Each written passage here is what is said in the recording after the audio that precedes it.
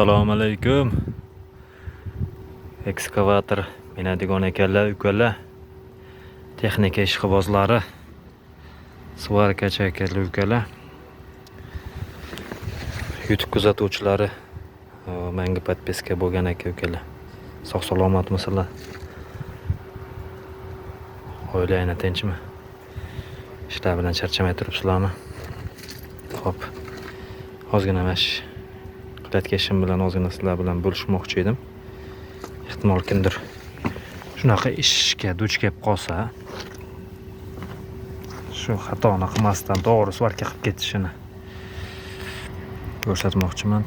Qanchalik ko'rinyapti, ko'rinmayapti. Mana aka yoriq kovush plitasi deb qo'yadi, asosiyaligi qalin listi. Nimasi o'zi ajrashib boshlagan. Shunga endi faskani svarkada kesib ochib oldim. O'zi asli bolgarkada kessa zo'r bo'ladi-yu.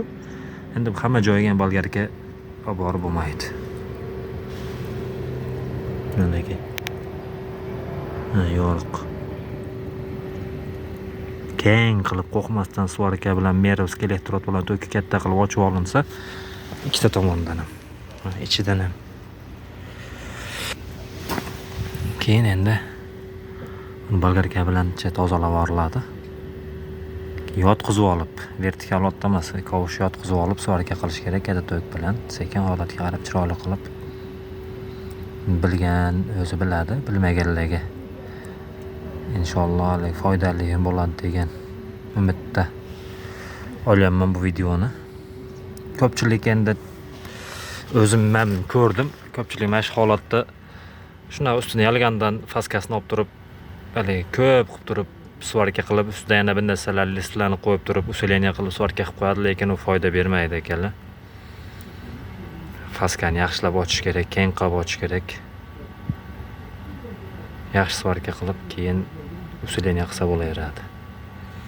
Hattoki uni faskani ochmasdan ustidan 10 martadan, 20 martadan ming chiroyli, ming zo'r elektrod bilan qo'yilgani bilan u baribir o'sha ildizini svarkasini qilmay to'ldirib chiqmaguncha ildizidan baribir yorilib ketaveradi. O'zim ham rosa ko'p marta guvoh bo'lganman. Oldin mana shu misol adapterlarni svarka qilish kerak bo'lsa, mana shularda ham treshna bor, hammasida mana aka. Oldin adapter mana kovush keldi. Misol remontga adapterni shuna kesib turib, yo singan adapterni boshqatdan kesib tashlab yangi qo'yib turib, kovushni mash turgan holatida svarka qilardim mana aka. Mashina tikka turibdi kovush. Katta kovush o'ta. Mash holatida svarka qilardim. Har tomonni, orqa tomoni ham, old tomoni ham.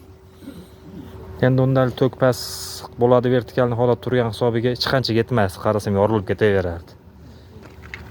Keyin jaligi o'sha 3-4 marta qilgandan keyin o'sha xato qilayotganini tushunib yetgan holda kesib olganda mash holati to'g'ri ikkita tomonni bemalol svarkada ham, rezakda ham kesib olsa bo'laveradi. Kesib olib, keyin kovushni yon tomonga yotqizib olib, to'kka yaxshi qo'yib olib turib, bemalol svarka qilsa bo'laveradi. Yon tomonga, u tomonga, bu tomonga. Katta to'k bilan svarka qilinsa yaxshi bo'ladi. Inshaalloh videoyim shu ish bilan shug'ullanadiganlarga, bo'lmasam keyinchalik shu ishga duch keladiganlarga foydali bo'ldi degan umiddaman.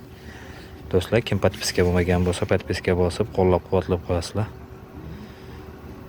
Alloh hammangizdan rozi bo'lsin. Sog' salomat bo'linglar. Ishlarga omad.